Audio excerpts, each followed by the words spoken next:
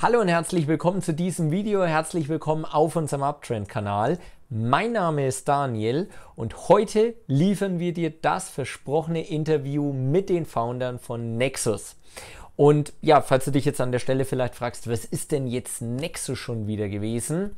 Hier die Verlinkung zum Video. Ein sehr, sehr, sehr cooles Projekt, das einfach, ja, verschiedene Assets miteinander verknüpft, vor allem was die Wertstabilität betrifft, in diesem Fall unter dem Dach quasi Immobilien, die sehr wertbeständig sind, gegenüber Kryptos, die natürlich so einen leicht volatilen Touch haben. Ich glaube, da verraten wir nicht zu viel. Aber jetzt sei gespannt, was die Founder uns berichtet haben.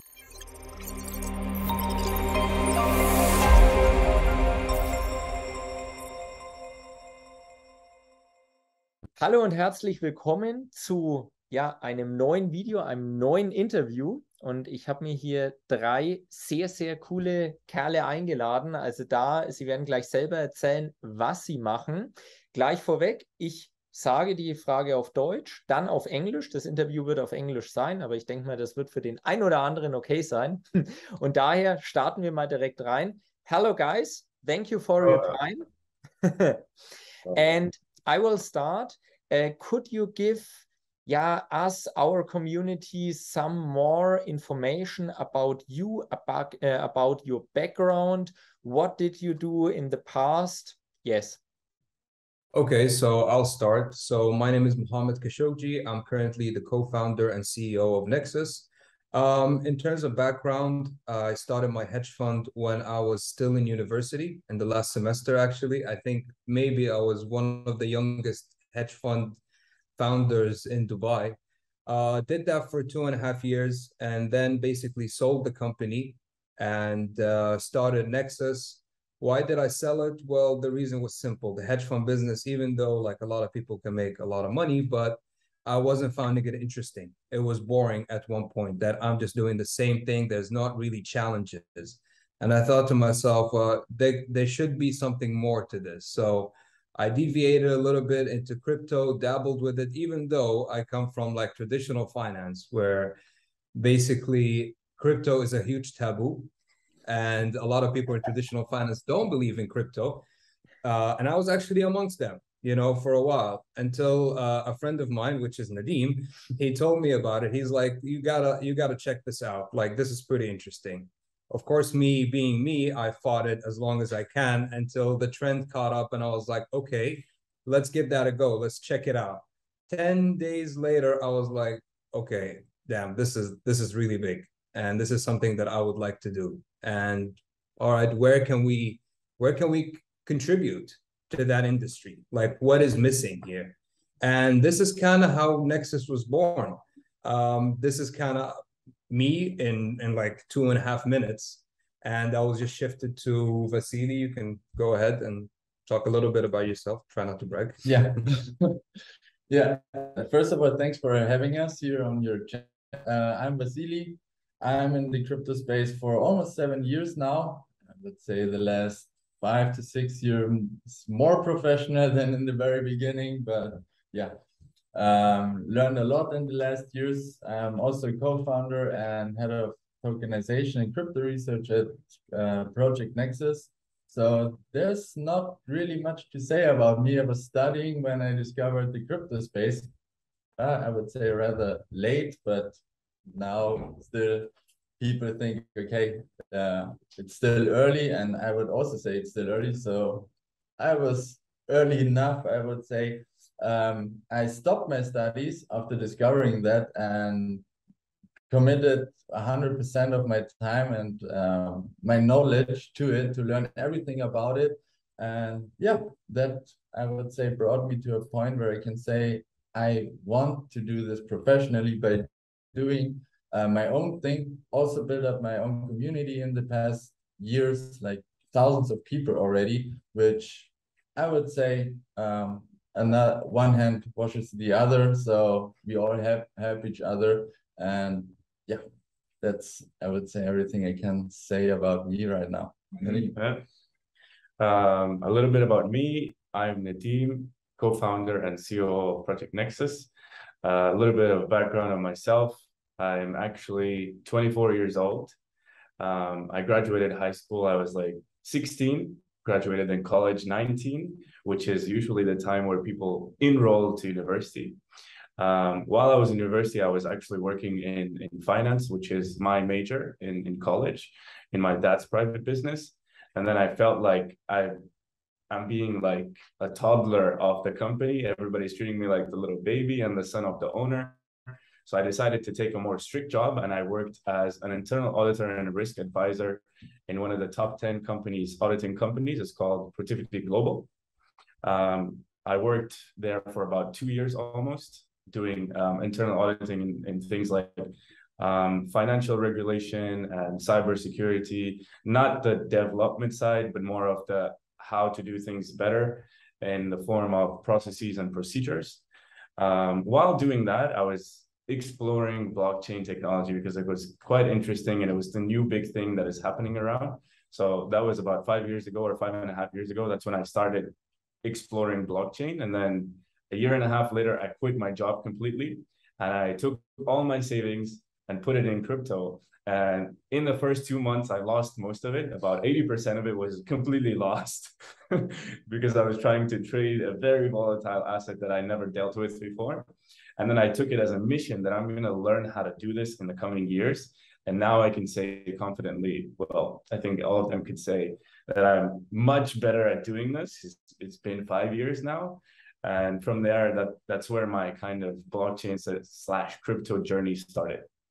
So that's crazy. for now. Thank you for this time.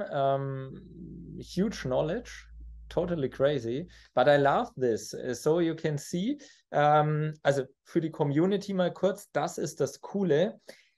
Da ist Knowledge vorhanden und damit ist natürlich auch schon mal ein Garant gegeben für das Projekt. By the way, I think it's very important to see the founder of projects. And this is normally not normal in crypto space, but I think it's a very good way to see, hey, who is the background of these guys. But I have now three questions. So three questions. Und zwar die erste Frage: Wie seid ihr auf die Idee gekommen, Nexus überhaupt zu gründen und was ist eure Vision? How did you come up with the idea to launch Nexus and what is your mission or your vision? Okay, so how did we come up with Nexus? It was one hell of a process because in the beginning, again, like coming from different backgrounds and from finance, from crypto, from development, from so many different things, it's really hard to find a point of connection between those people. But that's actually in the name Nexus. Nexus as a word, it means a point of connection.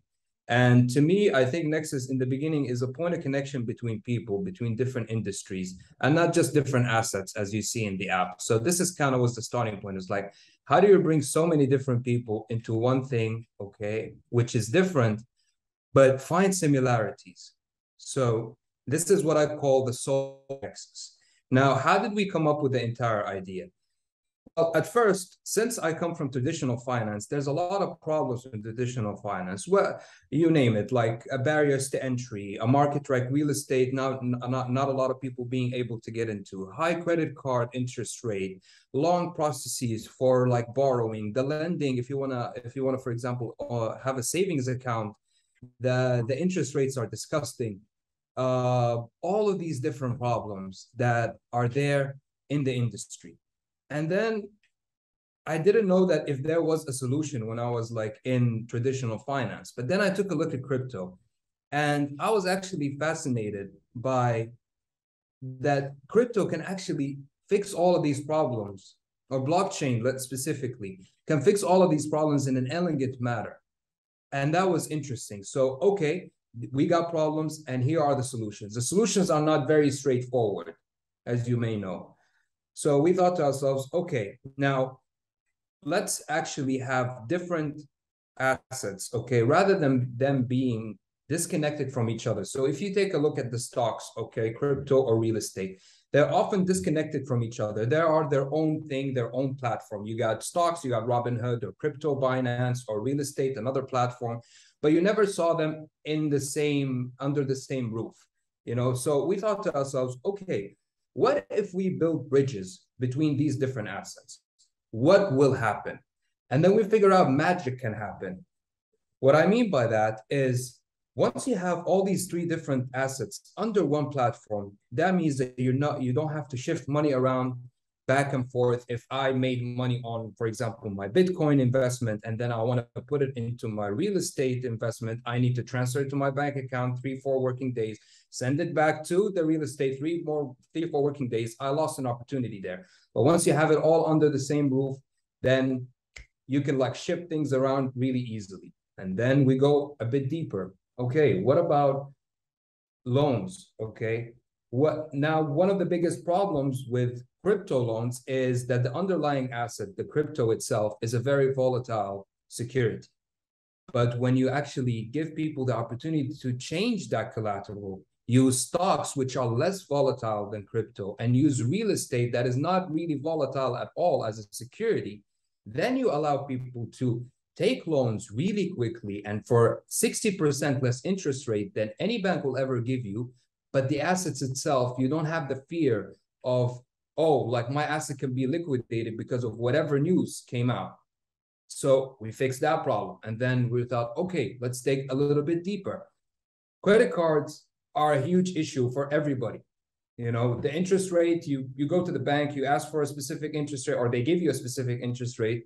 And then suddenly you get like a letter from the bank that the interest rate that was agreed upon, which is, let's say, I don't know, 5%, now it's 16% for no apparent reason.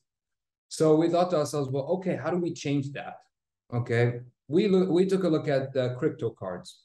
Crypto cards, how they were created wasn't really fascinating, because the whole idea is that you can spend your Bitcoin and buy a cup of coffee with it. But really, you don't spend your Bitcoin. Your Bitcoin gets converted into USD, and then it's being used.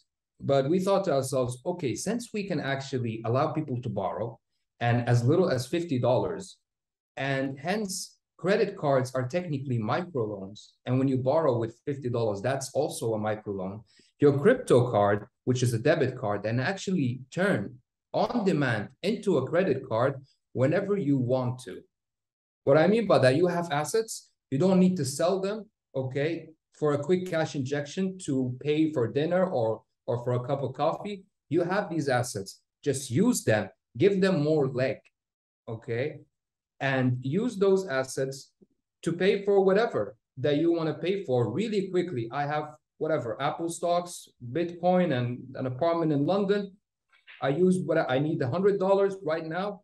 With one click, boom, they're collateralized, boom, the amount is actually transferred in a second, and it's linked to your card, and you can spend with it right there. Like imagine a scenario where like the waiter gives you the bill, you have literally like 3-4 seconds to pay and like to take the phone out and tap and pay. This is literally how long it takes for you to take a loan with Nexus. Yeah. So this is kind of the idea. So I'm not going to sit here and tell you that, oh, this all came true in one night. You know, this is a work of a year and a half at this point of figuring out different problems. How do we fix it? How do we have the right partnerships? All of this type of stuff. And then the cherry on the top, or the thing that covers the entire thing, is the user experience. Especially in DeFi right now, a lot of people are not actually in DeFi, okay, even though like it fixes so many of their problems, but DeFi is complicated. It's really complicated for the average Joe.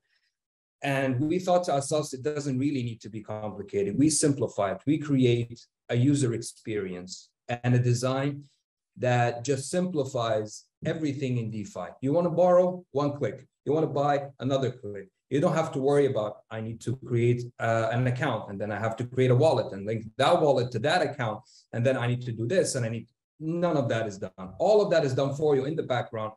What you get is a very simple, straightforward, beautiful design, if I may say. With one click, you get whatever you want. Just do that on your phone, put it down, and just continue with your life. We'll take care of the rest. Great. So that sums it up. Like, this is what we do, how we did it, how we came up with the entire thing. And our vision is really not to become a bank. Okay. Our vision is to do banking better without becoming a bank. And this in a simple way. I will translate it a little bit in German. It was a huge information, but yeah, I'm sorry, I kind of very cool. I do that sometimes. Yeah. Es geht im Kern um die, ja, erstmal um die Verbindung von Menschen. Also das war die Grundidee. Und wie ihr gerade gehört habt, allein diese verschiedenen Dinge unter ein Dach zu bringen, das ist eben genau das, was ja auch den Erfolg auch garantiert ausmachen wird, sind wir uns sicher an der Stelle, weil es halt einfach kombiniert. Und diese Kombination aus Real Estate, also Immobilien, aus Krypto, wo eben genau diese Kombination vorhanden ist, was aktuell einfach unglaublich kompliziert ist, das ist genau das, was diese App auch so erfolgreich machen wird. Okay, next question. Ein Special bei euch im Projekt ist ja ganz klar das Immobilien Launchpad. Und beschreibt doch das mal ein bisschen genauer, beziehungsweise auch die Partnerschaften, wo es eben vielleicht schon gibt. A special feature of your project is the real estate launchpad.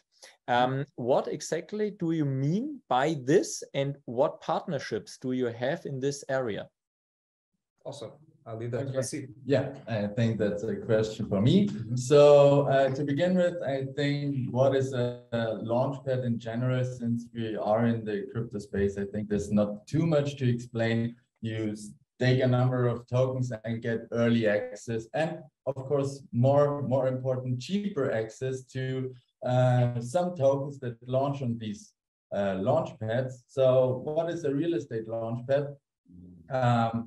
It's basically the same, but much better. Why? Because we are not listing just any tokens, okay, which are doomed to fail, basically, especially in a market like this. But we're talking about real estate token, like Mohammed explained very well. A real estate does not lose like 50% of its value overnight. Okay, and this is where you can invest through this real estate launchpad in real estates that are provided from our partners, okay, exclusively on our platform. And if you want, of course, cheaper access, because earlier access, because this real estate is high in demand, and for high stakers, obviously also cheaper access through the launchpad, you can get it.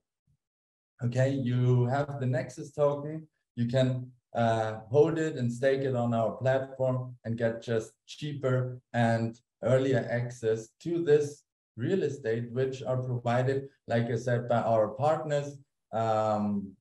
We have, for example, here in the MENA region, we have the Al Nabuda group, which don't have only some apartments in these towers, you know. No, they have whole towers that they provide us and let us tokenize, okay? Who does not want to invest in something like this?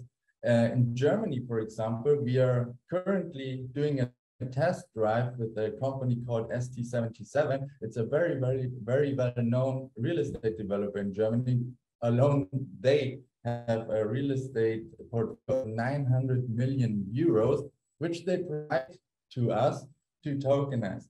Doesn't mean we will start from day one with hundreds or thousands of real estate. No, we will pick this real estate which fits the criteria we want and list them exclusively on the platform, a little bit more exclusive, like I said, on our launchpad, in which our investors can, invest freely, okay, and don't have to fear to invest in a project that may not exist a month after that, because this real estate already exists, okay? It's an asset that's there, that's fixed, and now we give people the opportunity to invest in stuff like this. So give them an example about the Nexus, and so they can have a feel of what we're talking about. ST77.de, you can look it up. Our current test object, for example, is a Netto in Germany, Mannheim.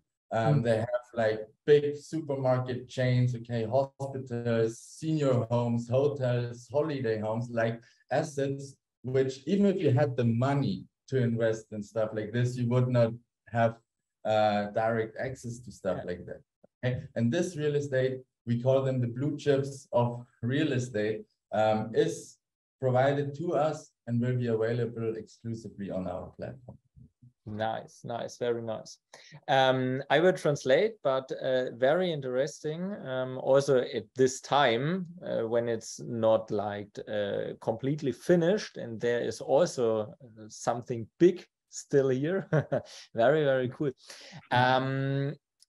Zusammengefasst, es gibt schon gewisse Partnerschaften, zum Beispiel in Dubai, aber auch, und da dürfte jetzt die deutsche Community aufhören, in Deutschland geht es zum Beispiel um ein Testprojekt, wo wir über 900 Million Euros, yes, ja, 900 Millionen Euro Volumen sprechen, also das ist wirklich krass. Und das Launchpad hat einfach den großen Use Case, dass Menschen Zugang haben, wo sie normalerweise nicht hätten. Also da geht es in Mannheim zum Beispiel um einen Supermarkt. Ja, den kannst du halt in der Regel einfach nicht mal schnell so kaufen, aber so ist es dann natürlich machbar. Und jetzt komme ich noch zu einem ganz spannenden Punkt, der sich definitiv von sämtlichen anderen Projekten abhebt, wo wir aber sehr, sehr cool finden, dass das auch so folgt. Now I come to the last question, and this is very, very interesting. I think it's a very good way, like you do it, the launch. But now I will give you the question, and then I'm, very excited about your answer. All right, sure. Ja, wenn wir uns die Roadmap ansehen, dann sehen wir, und das ist ein großer Unterschied, dass zuerst die App kommt und dann erst der Token. So, und da sind wir jetzt natürlich an der Stelle mal gespannt, warum das überhaupt so ist und ja, was so die Inspiration dahinter war, eben diesen Schritt so zu gehen. Looking at the roadmap, we see that you launch your token only after the app, which is unfortunately rather untypical nowadays. What inspired you to do this, and what do you hope to achieve with this move? Okay, I'll let Nadeem take that one. Sure. So first of all, when we looked at every crypto project and we're trying to build a token and tokenomics for that, since me and Vasily here, we are like the experienced people when it comes to crypto, we saw that every crypto just starts off with a nice website and a few handsome faces, or maybe even no faces at all, which is usually the case, anonymous. And then they promise people in 1 year, when we raise the money, we'll start developing during this year, and then you get your project, right? Yeah. And this causes a lot of, like, let's say, people do not trust stuff like that, especially in current markets. So we had to take a look at that, and we were like, we don't want to take that route. We actually would like to give our customer base and our early investors enough confidence and trust in us. And that's why we chose to have an ICO after an app launch. And this kind of gives you the impression where we launch a product, when it's launched and when people start using it and like using it and is now really invested in the app itself as an experience, then we ask them, would you invest in an ICO, yes or no? And most probably it's a yes, because they will have a wonderful experience during this 3 months where from we launch until the ICO, which gives trust to whoever is going to now invest. And also gives trust to our very early investors, because now they see that, yeah, the user base is growing and they're only launching in 3 months after, which also gives us all, credibility that we did something the right way, the way that it should be done in the crypto space. And then when I go back to saying crypto project, something that really people misunderstand, that we are not actually just a crypto project. We're more of a fintech company that is utilizing the blockchain powers and having everything in the form of tokens. And hence, this is why sometimes people would ask, why is your valuation too high? Your initial market cap is too high in such a bear market conditions. And what we try to explain, if you look at it, it's actually 3 different markets combined under one roof, like Mohammed said earlier in the first question. It's, if you look at it, really, it's a real estate project, it's a crypto project, and it's also a stock project. So if you divide the market cap onto 3 different sectors or industries, you will understand why, and you will think that the market cap is actually lower than it should be. Yeah. And that's it for this question. I mean, also to add a little bit to what Nadeem said, a lot of crypto projects, as he said, they start with a website. There's not really a product. Okay, it's just an idea. And Only hey a guys, vision. Only a vision. This is the big problem. Exactly. And like they go out there and they start like telling people like, hey guys, we have this great idea. How about you give us millions of dollars and hope us the best? And if it doesn't work out, well, we're sorry. We tried. We didn't like this whole concept of what's going on. So we thought to ourselves, simply, if we actually believe in this idea, let's fund it from our own pocket. And this is exactly what we've done. For the last year, we haven't raised any money. We funded this entire thing from our own pocket. And then once we gathered the team, created the prototype, had a clear vision, built the partnerships, then we are confident enough to go out there and be like, guys, here's an actual product that you can use and try out. And if you see an opportunity there, you can invest. But I'm not gonna like come and sell you like basically air and tell you like, okay, this is gonna be the next big thing. Well, where is it? You know, that we didn't like this. So that's why we're a bit unconventional when it comes to our approach. Very, very cool. I think this is the best way. This is an important fact for our channel, of course. we got so much projects and you think like, oh, okay, I will buy a piece of the moon. Maybe it's better. Maybe there are real estates. I don't. It's every time the same problem. I will translate. Es ein wesentlicher Punkt. Das Problem bei den meisten Projekten heute ist, die verkaufen eine Vision und dann hoffen wir mal, dass da irgendwas passiert, aber im Endeffekt weiß es niemand. Und daher, also da haben die Jungs volle Unterstützung von mir, weil das Thema ist die App da, ist ein Use Case da. Und dann gibt es auch erstmal nicht diesen krassen Abverkauf, weil sonst hast du halt Pump and Dump und das war's und dann ist halt die Geschichte wieder durch. Und das ist leider halt zu häufig. Also wir haben ja schon über das ein oder andere Projekt mal in negativer Weise berichtet. Yeah, for this moment, thank you for your time. Thank you for answering these questions. I think for our community, it's very interesting to get more information about this project because of the way you do it, like the knowledge, like the kind of launch. I think this is the best way you could do. Thanks, man. I really appreciate it. You know, thanks for your time, and thank you guys, whoever is watching. And hopefully we'll see you guys soon on our app. Yes, of course. Stay tuned, boys. Wie du hier sehen kannst, da gibt es sehr, sehr viele Synergien, die wir tagtäglich in unserem Kanal leben und vor allem die auch die Founder leben. Also gerade dieses Thema, ich launche zuerst die App und dann den Token, das ist genial. Also zumindest unserer Meinung nach. Weil so hast du halt sofort einen Use Case im Hintergrund und wiederum den Vorteil, dass eben nicht einfach nur blind abverkauft wird, was halt leider bei so vielen Projekten der Fall ist. Vor allem, wenn dann langfristig immer noch kein Use Case entsteht und eigentlich das Einzige, was geflossen ist, Provisionen sind. Das ist dann natürlich doof. Wenn dir das Video gefallen hat, dann gib uns gerne einen Daumen hoch, abonniere diesen Kanal und aktiviere die Glocke, dass du keine wichtigen Infos verpasst.